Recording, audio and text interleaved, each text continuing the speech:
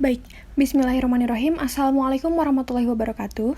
Pada video kali ini, saya akan membahas mengenai analisis kemampuan komunikasi matematis ditinjau dari self-konsep peserta didik. Video ini dibuat untuk memenuhi salah satu tugas mata kuliah Seminar Pendidikan Matematika yang diampu oleh Bapak Dedi Nurjamil DRS MPD. Perkenalkan, nama saya Maya Puspita Hermayanti, NPM 182151064, jurusan Pendidikan Matematika, Fakultas Keguruan dan Ilmu Pendidikan Universitas Siliwangi. Langsung saja kita masuk ke pembahasannya. Yang pertama adalah latar belakang masalah. Kemampuan komunikasi matematis peserta didik dipengaruhi oleh beberapa faktor. Di antaranya dipengaruhi oleh aspek psikologis yang menunjang keberhasilan peserta didik dalam menyelesaikan tugas dengan baik. Keyakinan peserta didik terhadap kemampuan dirinya dalam belajar matematika erat kaitannya dengan self-konsep siswa. Nah, maka self-konsep siswa dalam pembelajaran matematik disebut self-konsep matematis. Self-konsep matematis merupakan peristiwa persepsi peserta didik terhadap kompetensi matematis yang mereka miliki dan kepercayaan. Maka, menurut pendapat Obilor tersebut, pada penelitian ini, saya ingin melakukan penelitian untuk mengungkap analisis kemampuan komunikasi peserta didik ditinjau dari self-konsep peserta didik. Nah, kita akan mengetahui bagaimana kemampuan komunikasi peserta didik jika ditinjau dari self-konsep peserta didik. Selanjutnya ada rumusan masalah. Berdasarkan uraian pada latar belakang, maka rumusan masalah yang akan dikaji pada penelitian ini adalah yang pertama, bagaimana kemampuan komunikasi matematika jika ditinjau dari self-konsep peserta didik. Kemudian yang kedua, apa saja yang dapat mempengaruhi peningkatan kemampuan komunikasi matematis jika ditinjau dari self-konsep peserta didik. Selanjutnya yaitu definisi operasional. Yang pertama yaitu kemampuan komunikasi matematis. Kemampuan komunikasi matematis merupakan cara peserta didik untuk menyatakan dan menafsirkan gagasan-gagasan matematika melalui proses komunikasi, di mana siswa ini dapat saling bertukar pikiran, bertukar ide, dan memperjelas pemahaman sehingga dapat menyelesaikan permasalahan yang memang benar-benar baru. Kemudian, indikator dari kemampuan komunikasi matematis yang digunakan adalah yang pertama yaitu menghubungkan benda nyata, gambar, dan diagram ke dalam ide-ide matematika, kemudian menginterpretasikan dan mengevaluasi ide-ide, simbol, serta istilah maupun informasi matematika. Kemudian menjalankan ide-ide situasi dan relasi matematika secara lisan dan tulisan dengan benda nyata, gambar, grafik, dan aljabar, serta menyatakan peristiwa sehari-hari dalam bahasa atau simbol matematika, menggunakan tabel, gambar model, dan lain-lain sebagai penunjang penjelasannya. Dan setelah itu, siswa harus bisa membuat konjektur, menyusun argumen, merumuskan definisi, dan menggeneralisasi. Selanjutnya ada self-konsep peserta didik. Nah, self-konsep atau konsep diri ini adalah gagasan dan deskripsi seseorang mengenai dirinya sendiri, baik berupa fisik, psikologi, emosional, aspirasi, keyakinan, pandangan, bahkan prestasi atau pencapaian yang telah diraih oleh seseorang tersebut. Kemudian self-konsep ini berhubungan dengan sikap kepercayaan dirinya dan keyakinan mengenai kelemahan dan kelebihan yang ada pada dirinya serta karakteristik fisiknya yang terbentuk melalui persepsi dan interpretasi terhadap diri sendiri dan lingkungannya. Selanjutnya ada tujuan penelitian. Nah, berdasarkan rumusan masalah yang telah diuraikan sebelumnya, maka tujuan dari penelitian ini adalah untuk mengetahui yang pertama mendeskripsikan kemampuan komunikasi matematika jika ditinjau dari self-konsep peserta didik, kemudian yang kedua mengetahui faktor-faktor yang dapat mempengaruhi peningkatan kemampuan komunikasi matematis jika ditinjau dari self-konsep peserta didik. Selanjutnya yaitu manfaat penelitian. Berdasarkan tujuan penelitian yang telah diuraikan sebelumnya, maka manfaat yang diharapkan dari penelitian ini adalah yang pertama yaitu secara teoritis. Penelitian ini diharapkan dapat memberikan manfaat yaitu menambah referensi dan literatur mengenai kemampuan komunikasi ditinjau dari self-konsep peserta didik, khususnya dalam bidang pendidikan matematika. Kemudian yang kedua, manfaat secara praktis.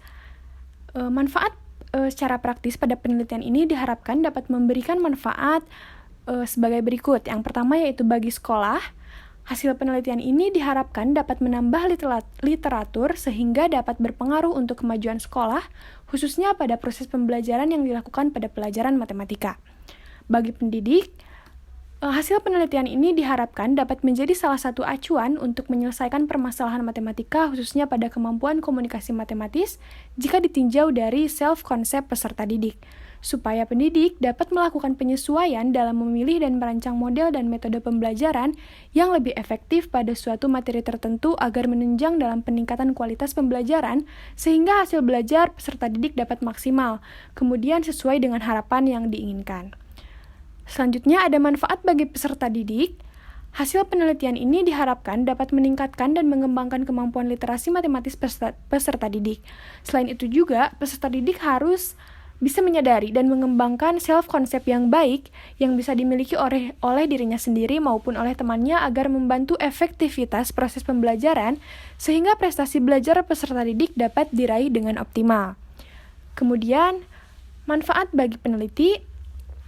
Penelitian ini diharapkan dapat menambah wawasan dan ilmu pengetahuan bagi peneliti khususnya mengenai kemampuan komunikasi matematis dan self-konsep pada peserta didik. Selanjutnya ada landasan teori. Yang pertama yaitu ada kajian teori.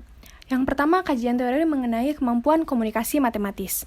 Kemampuan berkomunikasi dengan orang lain merupakan salah satu kunci kesuksesan dari seseorang.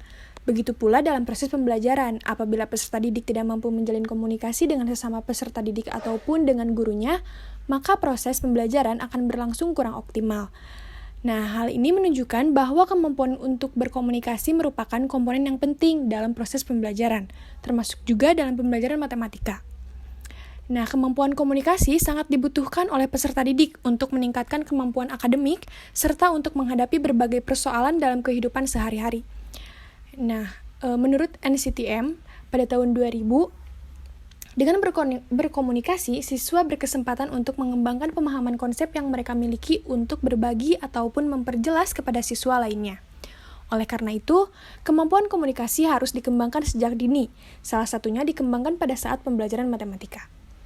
Kemudian menurut Asikin, dalam Darkasi M. Johar R. Ahmad pada tahun 2014, kemampuan komunikasi dapat dihubungkan dengan sebuah peristiwa di lingkungan kelas, di mana peserta didik saling berdialog baik secara lisan maupun tulisan, pesan yang akan dialihkan yaitu materi matematika.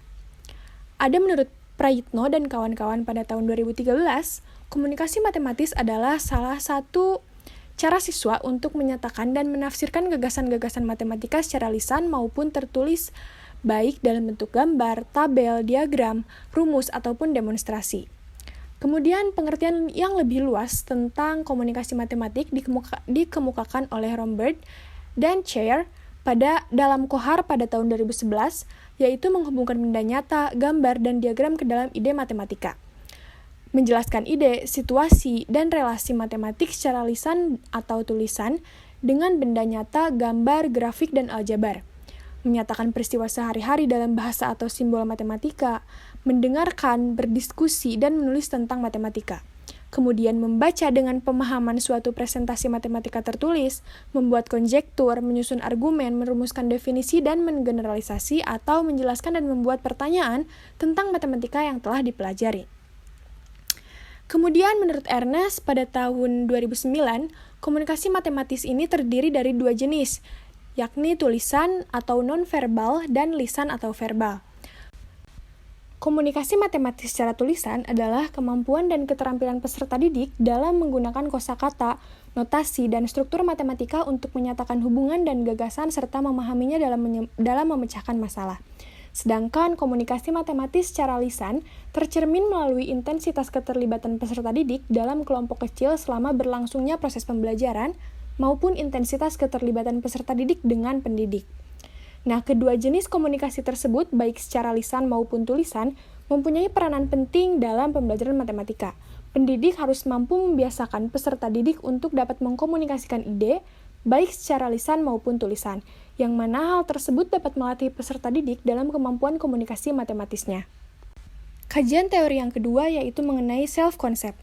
Self-concept merupakan bagian penting dalam perkembangan kepribadian, seperti yang dikemukakan oleh Rogers bahwa konsep kepribadian yang paling utama adalah diri. Self-concept merupakan cara pandang seseorang terhadap dirinya, melihat kekurangan dan kelebihan yang dimiliki, termasuk merencanakan visi dan misi hidup. Menurut Seifert dan Hoffnung pada Desmita tahun 2010, self-concept adalah suatu pemahaman mengenai diri atau ide tentang diri sendiri. Self-concept merupakan landasan untuk dapat menyesuaikan diri dan terbentuk karena suatu proses umpan balik dari individu yang lain. Self-concept ini bukan merupakan faktor yang dibawa sejak lahir, melainkan gambaran campuran yang diperoleh atas penilaian terhadap diri sendiri dan pandangan yang diberikan oleh orang lain. Dalam pembelajaran matematika, self-concept sangat diperlukan untuk dapat menumbuhkan pandangan dan sikap positif dalam menyelesaikan soal matematika. Kemudian, self-concept menurut Baron dan Brine dalam Helmy pada tahun 1999 merupakan suatu asumsi-asumsi atau skema diri mengenai kualitas personal yang meliputi penampilan fisik, yaitu misalkan tinggi, pendek, berat, ringan, dan sebagainya, kemudian trait atau kondisi psikis seperti pemalu, pencemas, dan kadang-kadang juga berkaitan dengan tujuan dan motif utama. Self-concept dapat dikatakan merupakan sekumpulan yang dipegang oleh seseorang tentang dirinya. Nah, selanjutnya, self-concept seseorang dapat terbentuk pertama kali dalam hubungan dengan orang-orang terdekat dalam keluarga. Jika keluarga memberikan pengalaman positif, maka seseorang akan memiliki self-concept yang positif. Demikian juga sebaliknya. Selanjutnya, Calhoun dan Akosela dalam Rolla pada tahun 2006 mengatakan bahwa self-concept terbagi menjadi dua, yaitu yang pertama ada self-concept positif. Nah, self-concept positif ini lebih kepada penerimaan bukan sebagai kebanggaan yang besar tentang diri. Self-concept yang positif bersifat stabil dan bervariasi. Individu yang memiliki self-concept yang positif adalah individu yang sangat memahami dirinya, dapat memahami dan menerima sejumlah fakta yang sangat bermacam-macam tentang dirinya sendiri berupa kelebihan dan kekurangannya. Kemudian evaluasi terhadap dirinya sendiri menjadi positif dan dapat menerima keberadaan orang lain. Kemudian individu yang memiliki self-concept positif ini akan merancang tujuan-tujuan yang sesuai dengan realitas, yaitu tujuan yang memiliki kemungkinan besar untuk dapat dicapai dan mampu menghadapi kehidupan di depannya serta menganggap bahwa hidup adalah suatu proses penemuan. Kemudian yang kedua adalah self-concept negatif. Nah, dalam self-concept negatif ini terbagi kembali menjadi dua tipe, yaitu yang pertama adalah pandangan individu tentang dirinya sendiri benar-benar tidak teratur, kemudian tidak memiliki perasaan kestabilan dan keutuhan diri. Nah, individu ini tidak tahu siapa dirinya termasuk kekurangan dan kelebihan apa yang ada di dalam dirinya. Yang kedua adalah self-concept negatif tipe yang memandang tentang dirinya terlalu stabil dan teratur. Hal ini bisa terjadi karena individu dididik dengan cara yang sangat keras, sehingga menciptakan citra diri yang tidak mengizinkan adanya penyimpangan diri seperangkat hukum yang dalam pemikirannya merupakan cara hidup yang tepat. Kemudian selanjutnya, Calhoun dan Akosela juga berpendapat dalam Irawan pada tahun 2012 membagi dimensi self-concept menjadi 3, yaitu yang pertama ada pengetahuan, kemudian yang kedua ada harapan, yang ketiga adalah penilaian. Selanjutnya, landasan teori yang kedua yaitu hasil penelitian yang relevan. Nah, penelitian yang dilakukan oleh Ika Nurhakiki Noviana, kemudian Nuriana Rahmani, Dewi Rohmat pada proceeding Seminar Nasional Matematika yang diterbitkan oleh Universitas Negeri Semarang pada tahun 2019 yang berjudul Analisis Kemampuan Komunikasi Matematis ditinjau dari Self-Confidence. Kemampuan komunikasi matematis merupakan kemampuan seseorang dalam menyampaikan informasi atau gagasan kontekstual yang berkaitan dengan matematika ke dalam bentuk matematikanya. Nah, kemampuan komunikasi matematis penting dimiliki oleh siswa karena dengan memiliki kemampuan tersebut, siswa dapat mengekspresikan ide-ide yang muncul ke dalam bentuk matematika. Nah, kemudian di sini disebutkan, dalam penelitian ini disebutkan bahwa siswa yang memiliki rasa percaya diri yang tinggi maka akan mendapatkan prestasi yang baik karena siswa selalu berpikiran positif terhadap kemampuannya sendiri. Sebaliknya, untuk siswa yang memiliki rasa percaya diri yang rendah maka sulit bagi siswa tersebut mendapatkan prestasi yang baik karena siswa selalu berpikiran negatif terhadap kemampuannya sendiri. Secara teoritik, kemampuan komunikasi matematis siswa akan baik jika siswa tersebut memiliki rasa percaya diri yang baik. Hal ini dikarenakan pandangan positif siswa mengenai dirinya dan kemampuannya. Sehingga siswa tidak merasa takut salah, kemudian tidak merasa cemas juga ketika menyelesaikan masalah tentang komunikasi matematis. Ketika siswa sudah memiliki kepercayaan diri yang baik, maka siswa akan berani dalam menyampaikan pendapatnya serta akan terdorong untuk meningkatkan prestasinya. Maka kemampuan komunikasi matematis serta self-confidence dapat ditumbuhkan melalui proses pembelajaran, tentunya dengan partisipasi guru sebagai fasilitator dan motivator bagi siswanya. Selanjutnya ada penelitian yang dilakukan oleh Meli Susanti, Hana Ismatillah Kurnia, Puji Nur Fauziah, Heris Hendriana pada jurnal LP3M yang diterbitkan oleh Universitas Sarjana Wiyata Taman Siswa Yogyakarta pada tahun 2018 yang berjudul Analisis Kemampuan Komunikasi Matematis Siswa SMP Ditinjau dari Self-Concept. Nah, berdasarkan hasil analisis penelitian dan pembahasan secara umum dapat disimpulkan bahwa kemampuan komunikasi ditinjau dari self-concept siswa kelas 8 SMP Negeri 10 Cimahi adalah adanya perbedaan kemampuan komunikasi matematis untuk setiap memiliki tingkatan self-concept. Nah, secara rinci akan disimpulkan sebagai berikut. Yang pertama, untuk kemampuan komunikasi matematis pada siswa yang tingkatan self-concept tinggi adalah ada 2 siswa yang memiliki hasil kemampuan komunikasi cukup dan 1 siswa yang memiliki tes kemampuan komunikasi rendah.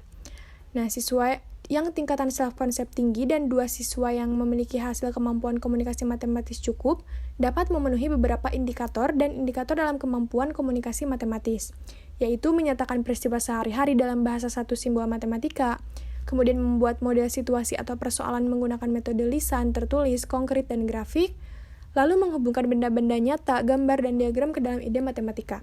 Sedangkan yang memiliki hasil kemampuan komunikasi rendah hanya memenuhi 1 indikator, yaitu menghubungkan benda-benda nyata, gambar, dan diagram ke dalam ide matematika. Selanjutnya yang kedua yaitu kemampuan komunikasi matematis pada siswa yang tingkatan self-concept sedang. Ada 2 siswa yang memiliki hasil kemampuan komunikasi matematisnya cenderung baik dan 1 yang memiliki tes kemampuan komunikasi yang rendah. Siswa yang memiliki self-concept sedang dan 2 siswa yang memiliki tes kemampuan komunikasi baik dapat memenuhi indikator dalam kemampuan komunikasi matematis. Nah, kemudian 1 siswa yang memiliki tes kemampuan komunikasi dengan kategori rendah yaitu hanya memenuhi 1 indikator, yaitu membuat model situasi atau persoalan menggunakan metode lisan, tertulis, konkret, dan grafik siswa. Selanjutnya yang ketiga, kemampuan komunikasi matematis pada siswa yang tingkatan self-concept rendah. Ada 2 siswa yang memiliki hasil tes kemampuan komunikasi matematis dengan kategori rendah dan tidak memenuhi indikator dalam argumen merumuskan definisi dan menggeneralisasi. Sedangkan siswa yang memiliki tes kemampuan komunikasi matematisnya cukup sangat memenuhi indikator membuat konjektur, menyusun argumen, merumuskan definisi, dan menggeneralisasi. Landasan teori yang selanjutnya yaitu mengenai kerangka teoritis. Nah, kerangka teoritis dalam penelitian ini yaitu salah satu aspek yang dibutuhkan siswa dalam mengembangkan kemampuan matematika, khususnya kemampuan komunikasi, adalah self-concept terhadap matematika. Nah, self-concept ini secara umum dapat didefinisikan sebagai cara seseorang mendeskripsikan dirinya sendiri. Nah, hal ini disebabkan karena self-concept merupakan salah satu unsur yang dapat membangun kepercayaan diri seseorang, terutama dalam pendidikan. Nah, pendapat ini menurut Safelson dan Bolus pada tahun 1982. Kemudian menurut Harlock, dalam Pamungkas pada tahun 2015, self-concept merupakan suatu gambaran terhadap seseorang mengenai dirinya sendiri yang tak lain meliputi fisik, psikologi, sosial, emosional, aspirasi, dan prestasi yang telah dicapainya. Kemudian, menurut Sumartini dalam Maulani de Suyono Nornia pada tahun 2017, mengemukakan bahwa self-concept adalah suatu kognisi atau pemahaman penilaian terhadap aspek yang ada pada dirinya sendiri, kognisi atas gambaran orang lain kepada dirinya, serta apapun gagasan yang harus dilakukan. Selain suatu kognisi dan penilaian tersebut akan terbentuk melalui proses pengalaman. Nah, mengingat pentingnya kemampuan komunikasi matematis dan self-concept peserta didik, maka peneliti melakukan penelitian untuk melihat kemampuan komunikasi matematis ditinjau dari self-concept peserta didik dengan menggunakan tes kemampuan komunikasi matematis dan angket self-concept. Pertama, untuk mengetahui self-concept peserta didik, maka peserta didik akan diminta untuk mengisi angket, kemudian hasil pengisian angket akan digunakan untuk mengkategorikan self-concept peserta didik. Selanjutnya, untuk menganalisis kemampuan komunikasi matematis yang dimiliki peserta didik, maka peserta didik diminta untuk mengerjakan soal tes kemampuan komunikasi matematis. Selanjutnya yaitu ada fokus penelitian. Nah, penelitian kualitatif menetapkan fokus untuk memperkuat penelitian. Penentu fokus dalam penelitian lebih didasarkan pada tingkat kebaruan informasi yang diperoleh. Spranley dalam Sugiono pada tahun 2017 mengatakan, fokus merupakan domain tunggal atau beberapa domain yang terkait dari situasi sosial. Penelitian ini difokuskan untuk mendeskripsikan kemampuan komunikasi matematis peserta didik ditinjau dari self-konsep siswa pada materi statistika. Indikator dari kemampuan komunikasi matematika yang digunakan dalam penelitian ini yaitu yang pertama ada written text, kemudian yang kedua drawing, yang ketiga adalah mathematical expression. Peneliti mengambil indikator tersebut karena dalam mengkomunikasikan suatu permasalahan matematika sangat diperlukan adanya suatu pemahaman konsep siswa. Adapun indikator self-konsep yang digunakan dalam penelitian ini yaitu yang pertama adalah pengetahuan, harapan, dan penilaian. Selanjutnya ada prosedur penelitian. Yang pertama yaitu metode penelitian. Menurut Sugiono pada tahun 2013, metode penelitian pada dasarnya merupakan cara ilmiah untuk mendapatkan data dengan tujuan dan kegunaan tertentu. Berdasarkan hal tersebut, terdapat 4 kata kunci yang perlu diperhatikan yaitu cara ilmiah, data, tujuan, dan kegunaan. Suatu penelitian akan berhasil apabila menggunakan metode penelitian yang tepat. Nah, menurut Sugiono juga pada tahun 2017, metode penelitian merupakan cara ilmiah untuk mendapatkan data dengan tujuan dan kegunaan tertentu. Dalam penelitian ini, peneliti menggunakan metode kualitatif. Menurut Bogan dan Taylor dalam Moleong pada tahun 2017, mendefinisikan metode kualitatif sebagai prosedur penelitian yang menghasilkan data deskriptif berupa kata-kata tertulis atau lisan dari orang-orang dan perilaku yang dapat diamati. Nah, dalam hal ini peneliti mendeskripsikan kemampuan komunikasi matematis peserta didik ditinjau dari self-konsep peserta didik. Selanjutnya yaitu ada sumber data penelitian. Nah, yang pertama tempat. Penelitian ini dilaksanakan di SMP Negeri 2 Kota Tasikmalaya yang berada di Jalan Alun-Alun nomor 1, Tawangsari, Kecamatan Tawang, Kota Tasikmalaya, Provinsi Jawa Barat. Kemudian yang kedua ada pelaku. Subjek penelitian dalam penelitian ini adalah peserta didik kelas 8A SMP Negeri 2 Kota Tasikmalaya. Kemudian pemilihan subjek pada penelitian ini adalah dengan cara purposif, yaitu dipilih dengan pertimbangan dan tujuan tertentu. Sugiono menyatakan bahwa purposif yaitu pemilihan suatu subjek dengan pertimbangan sebagaimana yang dibutuhkan dalam penelitian, sehingga pengambilan subjek penelitiannya tidak random. Nah, peneliti mengambil satu peserta didik dari setiap kategori self-konsep baik dan kurang, kemudian pengambilan subjek ini berdasarkan berbagai pertimbangan yaitu subjek yang termasuk dalam kategori self-konsep baik, cukup, dan kurang, serta mendapatkan skor paling tinggi di setiap kategori. Nah, kemudian subjek juga bersedia untuk berpartisipasi dalam pengambilan data selama penelitian, kemudian mampu mengemukakan pendapatnya dengan baik secara lisan ataupun tulisan, sehingga dapat memberikan informasi yang lengkap dan jelas sesuai dengan yang diharapkan oleh peneliti. Nah, maka pengambilan subjek diperoleh dari hasil analisis angket self-konsep peserta didik. Kemudian yang ketiga ada aktivitas. Aktivitas yang dilakukan pada penelitian ini adalah seluruh peserta didik kelas 8A mengerjakan 3 soal dengan indikator kemampuan komunikasi matematis dan soal non-tes minat belajar siswa berupa angket yang untuk mengetahui kemampuan komunikasi matematis peserta didik ditinjau dari self-konsep. Kemudian pemilihan subjek dilakukan dengan menggunakan satu kelas sebagai sampel untuk pengambilan data, kemudian diuji, cobakan tes instrumen sebanyak 3 soal dan angket self-konsep yang diadaptasi dari Hendriana, Rohaiti, dan Sumarmo pada tahun 2017. Setiap pernyataan dari skala minat belajar ada 4 pilihan jawaban, yaitu sangat setuju, setuju, tidak setuju, dan sangat tidak setuju. Setelah diuji cobakan, kemudian hasil tersebut dianalisis untuk mengetahui siswa yang mempunyai self-konsep. Selanjutnya ada teknik pengumpulan data. Nah, yang pertama ada penyebaran angket kemandirian belajar. Nah, menurut Sugiono, angket merupakan teknik pengumpulan data yang dilakukan dengan cara memberikan seperangkat pernyataan atau pertanyaan tertulis kepada responden untuk dijawab. Nah, penyebaran angket self-konsep dilakukan sebelum soal tes kemampuan komunikasi matematis diberikan. Setelah peserta didik mengisi angket tersebut, kemudian dikumpulkan untuk dikategorikan berdasarkan skor yang diperoleh dan selanjutnya akan dianalisis. Lalu yang kedua ada tes kemampuan komunikasi matematis. Tes kemampuan komunikasi matematis berguna untuk memperoleh data dan bahan pengamatan mengenai kemampuan komunikasi matematis peserta didik yang ditinjau dari kemandirian belajar. Soal kemampuan komunikasi matematis ini terdiri dari 3 soal dengan materi statistika. Kemudian, tes kemampuan komunikasi matematis diberikan setelah angket dianalisis dan akan diberikan kepada siswa yang terpilih sebagai subjek penelitian yang ditinjau dari kemandirian belajar. Hasil pengerjaan tes kemampuan komunikasi matematis ini berguna untuk mengukur kemampuan komunikasi matematis peserta didik yang kemudian dianalisis dan ditinjau dari self-concept peserta didik. Bagian selanjutnya yaitu ada instrumen penelitian. Nah, pada penelitian ini, peneliti menggunakan 2 instrumen penelitian, yaitu yang pertama ada angket self-concept peserta didik, dan yang kedua adalah soal tes kemampuan komunikasi matematis. Selanjutnya ada teknik analisis data. Nah, pada penelitian ini, teknik analisis data yang dilakukan adalah yang pertama yaitu mereduksi data, atau pengumpulan data dalam penelitian ini dilakukan secara objektif sesuai dengan hasil jawaban angket kemandirian belajar, dan juga tes kemampuan komunikasi matematis, lalu ada juga hasil wawancara. Nah, selanjutnya, tahap reduksi data pada penelitian ini yaitu data yang diperoleh dari hasil angket kemandirian belajar disusun dalam bentuk transkrip nilai, selanjutnya mengkategorikan peserta didik yang memiliki kemandirian belajar baik, cukup, dan kurang. Nah, berdasarkan hasil tersebut, dipilih 1 orang peserta didik dari setiap kategori kemandirian belajar untuk diberikan soal kemampuan komunikasi matematis pada soal statistika.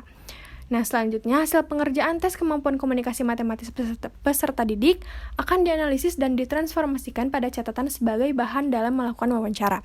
Setelah itu, dilakukan wawancara untuk mendeskripsikan kemampuan komunikasi matematis peserta didik yang ditinjau dari kemandirian belajar atau self-concept peserta didik. Agar hasil wawancara dapat mudah dipahami, maka hasil wawancara tersebut disederhanakan dalam bahasa yang baik dan benar. Kemudian langkah selanjutnya yaitu penyajian data. Nah, pada tahap ini peneliti menyajikan data dalam bentuk uraian singkat. Nah, data yang diuraikan berdasarkan data yang telah direduksi sebelumnya oleh peneliti. Kemudian, yang ketiga yaitu menarik kesimpulan. Langkah terakhir dalam analisis data adalah menarik kesimpulan. Nah, kesimpulan dalam penelitian ini didapat dari hasil analisis angket kemandirian belajar dan juga tes kemampuan komunikasi matematis serta kesimpulan dari hasil wawancara sehingga menghasilkan deskripsi mengenai kemampuan komunikasi peserta didik pada materi statistika ditinjau dari self-concept peserta didik. Selanjutnya ada waktu dan tempat penelitian. Yang pertama yaitu waktu. Waktu penelitian merupakan lamanya keberlangsungan penelitian yang dilakukan, mulai dari perencanaan sampai dengan penyusunan proposal penelitian. Waktu penelitian ini dilakukan selama 1 bulan, dimulai pada tanggal 24 April 2021 sampai dengan tanggal 24 Mei 2021. Selanjutnya ada tempat penelitian.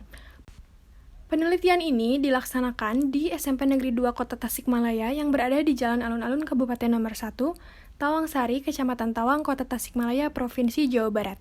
Penelitian ini dilakukan pada peserta didik kelas 8A. Baik, sekian yang dapat saya paparkan mengenai proposal kualitatif yang berjudul Analisis Kemampuan Komunikasi Matematis ditinjau dari Self-Concept Peserta Didik. Terima kasih. Wassalamualaikum warahmatullahi wabarakatuh.